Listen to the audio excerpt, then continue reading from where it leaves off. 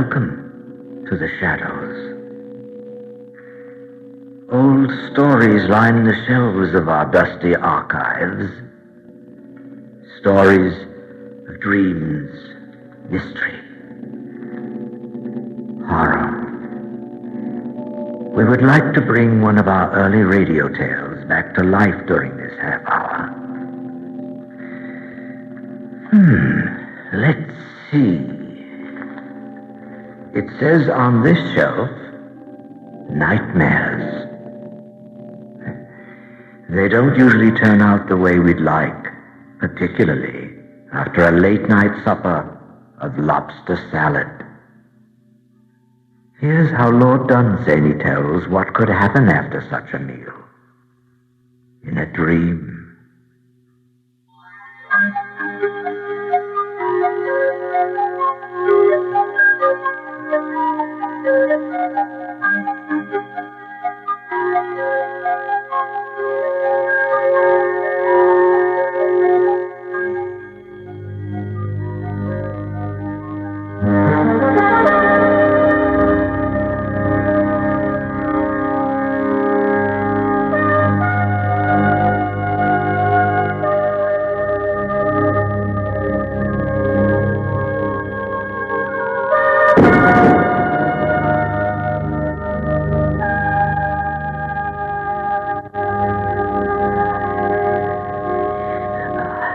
I was climbing round the perilous outside walls of the palace.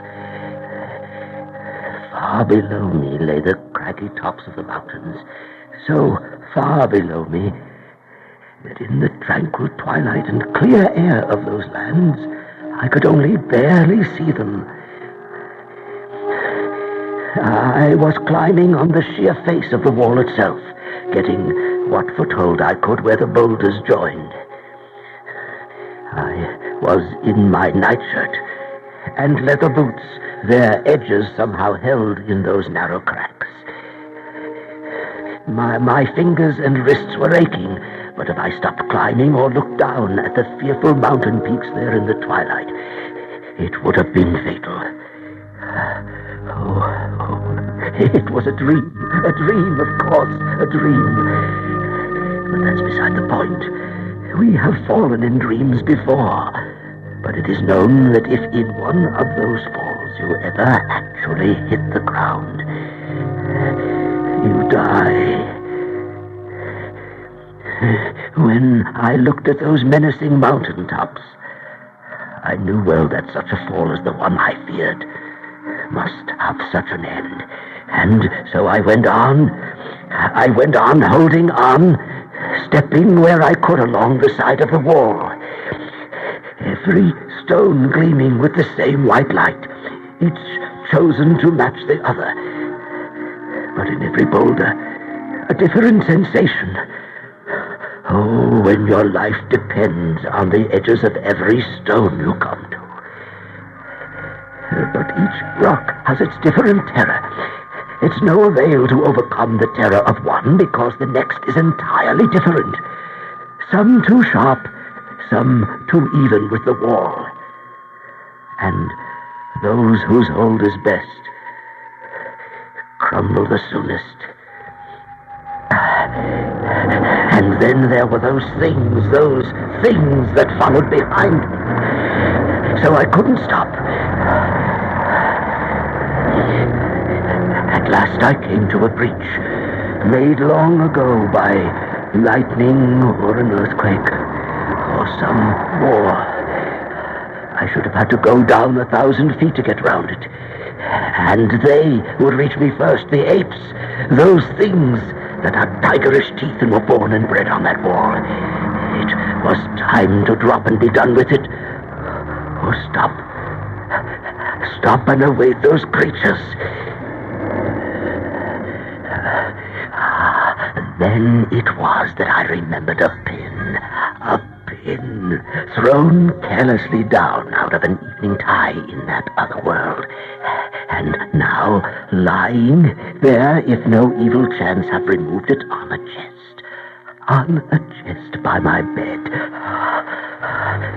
The apes were very close and hurrying because they knew my fingers were slipping, and the cruel peaks of those infernal mountains seemed surer of me than even the apes. The pin, yes, the pin. I reached out with a desperate effort to where the pin lay on the chest. I reached and groped about for it. There, I found it. I clutched it. And just as the apes reached me, I ran it through my arm.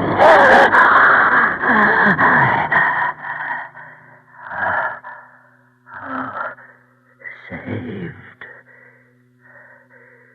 Oh, saved. Saved.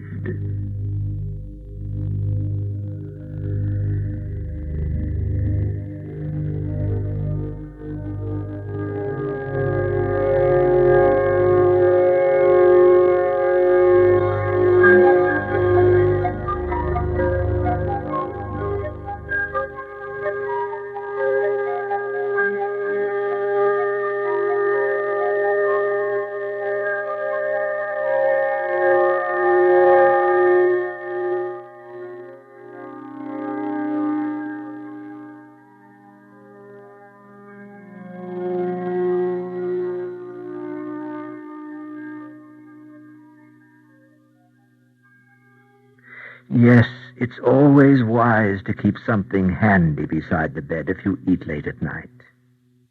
Lord Dunsany wrote the story about lobster salad, and Eric Bowersfeld kept close to the text.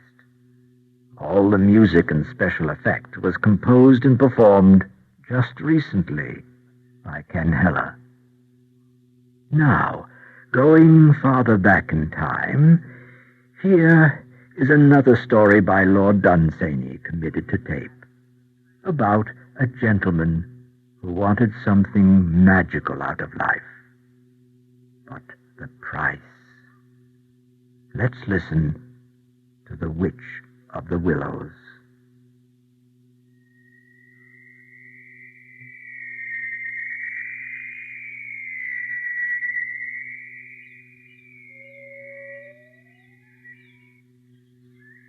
I wandered about the country, always alone, not caring really where I went. One day I came to the Willow Wood, a haunted sort of place, marsh floating all through it, ideal for a lonely and aimless man. I was tired of ordinary things and ordinary people, what they said and did, the everyday things, everything lacking in wonder, surprise, magic, mystery. And there was a mystery in the woods. The sun had begun to set, and the mystery was settling among the willows. Oddly enough, as I wandered deeper and deeper among the trees, the mystery didn't recede.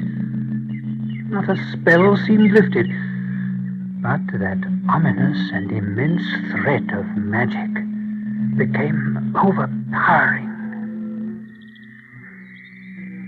Suddenly, an old woman in a black cloak and a high black hat, carrying a black stick, she came towards me, and that mystery, that unaccountable thing that has been called magic, that was haunting the willows, moved with her as she came. She approached quickly, paying no attention to me until we were almost facing. Then a quick glance of her eyes, all magic and wonder in her ugliness, and I fumbled for something to say. Is there no way out of these marshes? No, there is no way out. I stood a while and gazed, fascinated by the mystery of her. She leaned her hands upon the stick and gazed at me, grey ringlets hanging down from under her hat. Oh, what has come over these marshes? Sunset and witchcraft. What does the witchcraft portend? Who knows that? Not even the witches know that. And why do they make witchcrafts? enchanting a place like this till one can hardly tell if one is still on Earth. If there's a warning put on a place, it's for folks to heed the warning, not to go bothering those that have other things to do with the way and the why and the wherefore. A warning's a warning, and that's all there is to it. Well, the sun has set, and I think I'll take that warning. Huh? Do as you will. Now, if I come back, should I ever see you here? You might come for weeks and never find me. And then one day I'd be here. Then I'll come again. I'll come again.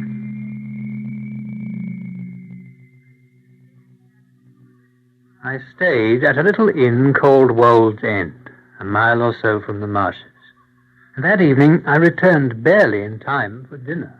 Oh, but I do think the I couldn't put the mood of my strange adventure out of mind. And in contrast, the company, the whole interior of Wold's End was a dreary replica of life in general. Wholesome food, kindly people, the expected, the safe.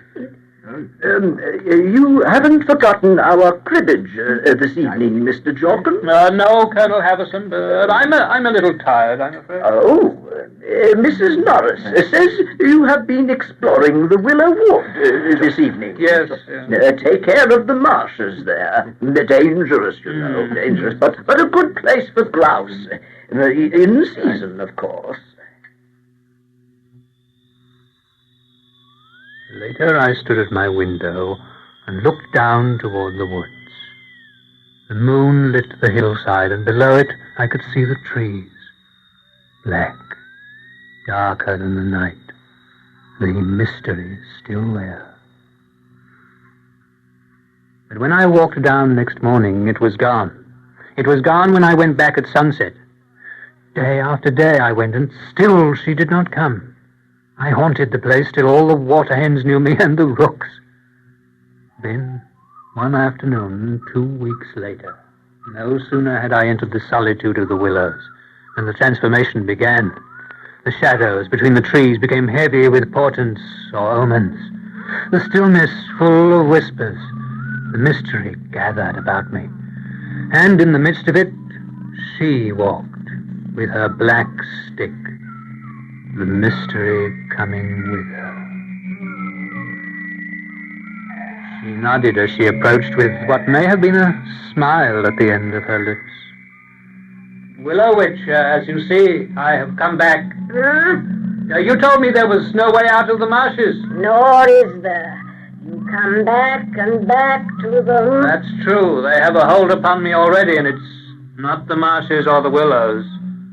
When you're not here, they are nothing more than the time of day can make of any place.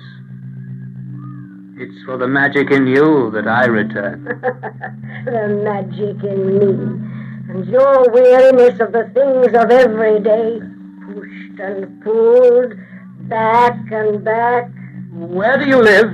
Out of sight, out of hearing of the folks of every day. Where? Merlin's Wood. Merlin's Wood, by this path. Wait, can I come with you? If you can follow. I can if you wait. The light is too dim to see the path. You have to keep up. But you disappear. When I try to look, you're gone. Wait. Plunge, Mr. Jorkins. Oh. Plunge, or you'll never make it. Wait. Wait. Wait. But she was gone.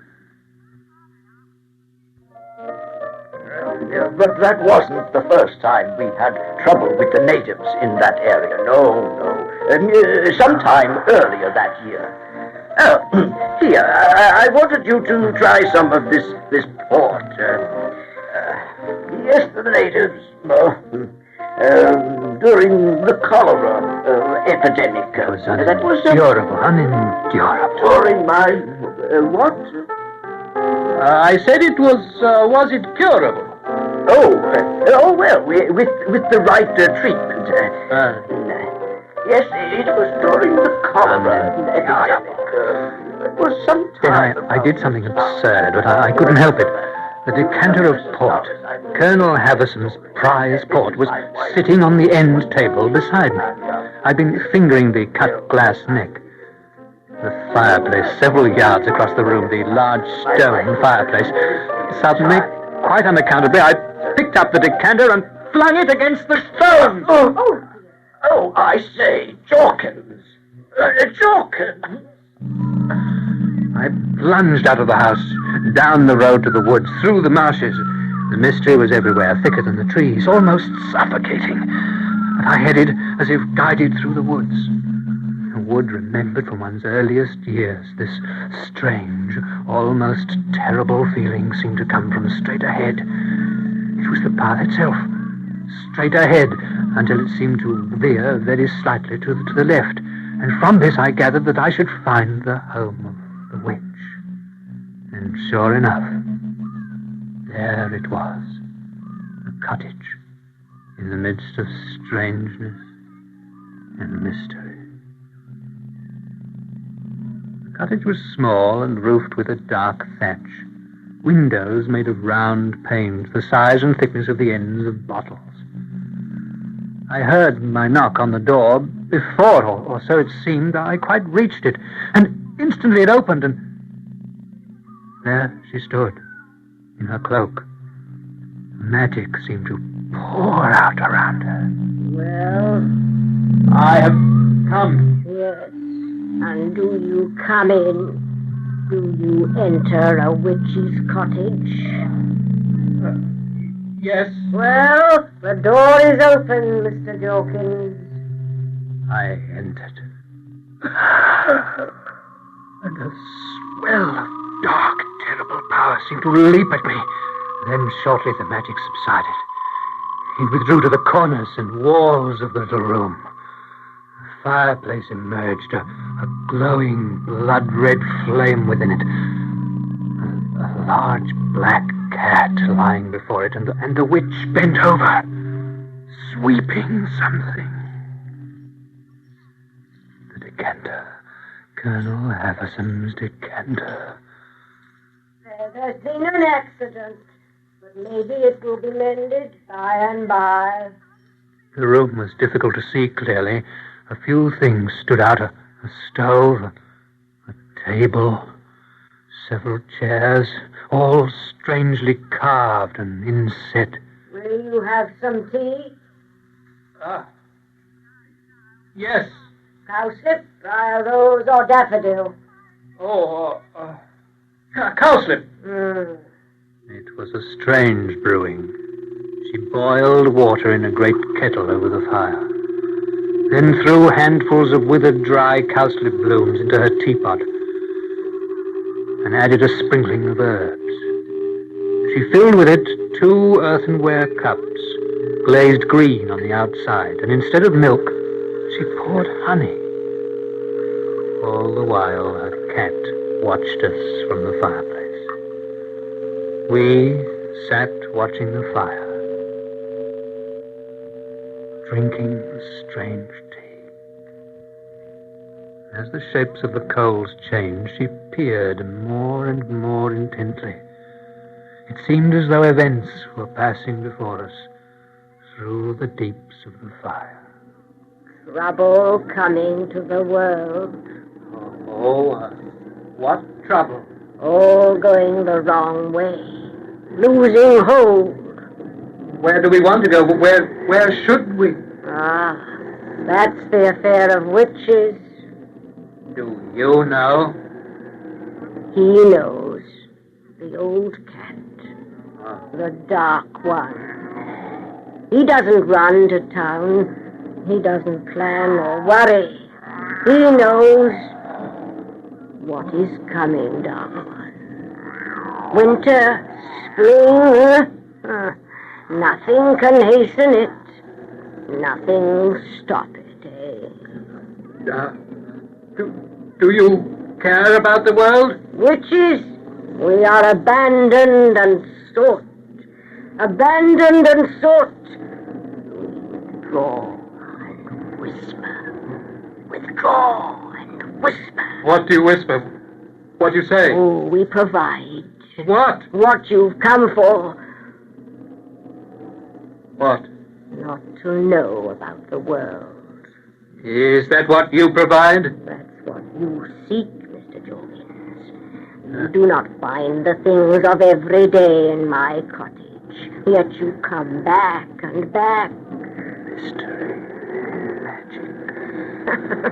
The ends of your world, Mr. Jorkins. Beyond. Will I find it here? Will you help me? Help you? Show me. Will you? Are you afraid, Mr. Jorkins? Is it dangerous? Surrounding the house, deadly power. It could crush you to the size of a pebble. Look, Mr. Jorkins. Handful of pebbles. You.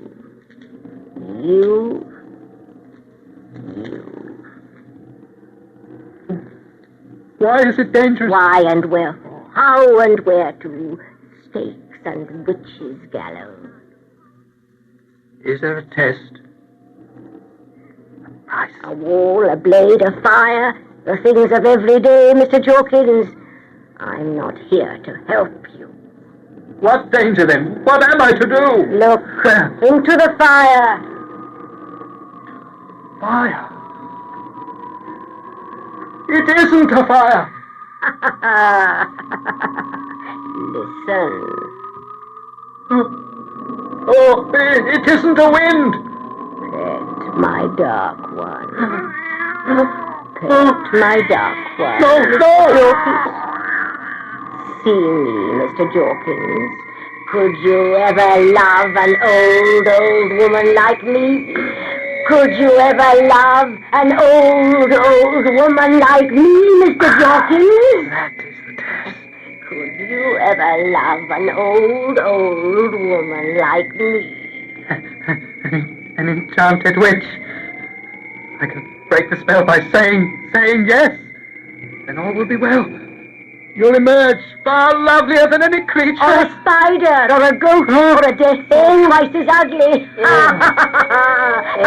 The look in your eyes, Mr. Jorkins.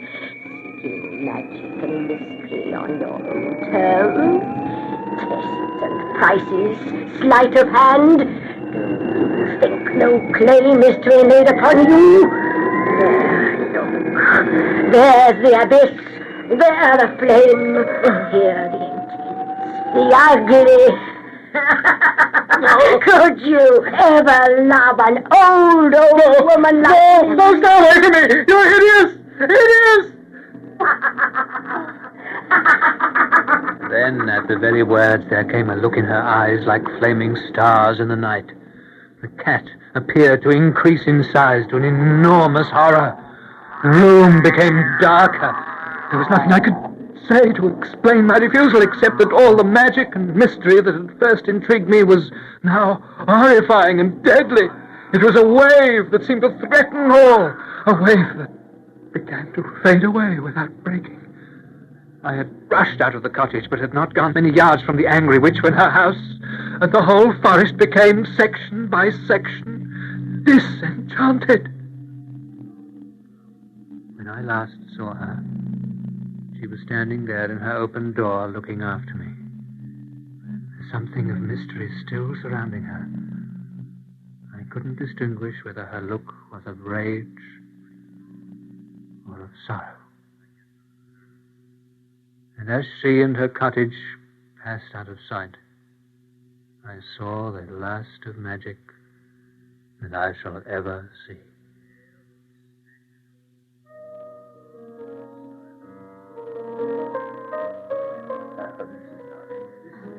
Soon again I was back at Wall's End. Yes, the last of it. I searched again and again, but I never found the cottage. The witch never came back again to the Willow Wood. I finger Colonel Haverson's decanter of fine port. not the least scar on it. For years after that, whenever twilight or sunset gave a queer look to a field or a distant hill, whenever anything strange seemed haunting birches or willows, I would set out at once, however far the walk, and in any weather or hour, to see if the magic that I have known had ever come back. No, it never came back. It never came back. But would Mr. Jorkins have been happy ever after in the woods with the Witch of the Willows? Lord Dunsany doesn't speculate farther than the story goes. You heard Bernard Mays as Mr. Jorkins and Pat Franklin as the Witch. The story was adapted and produced a long time ago by Eric Bowersfeld, with technical production by John Whiting. Special production for this series was by Jim McKee. Well, that's all for now. Come and visit our archives again for another tale from the shadows. Real soon.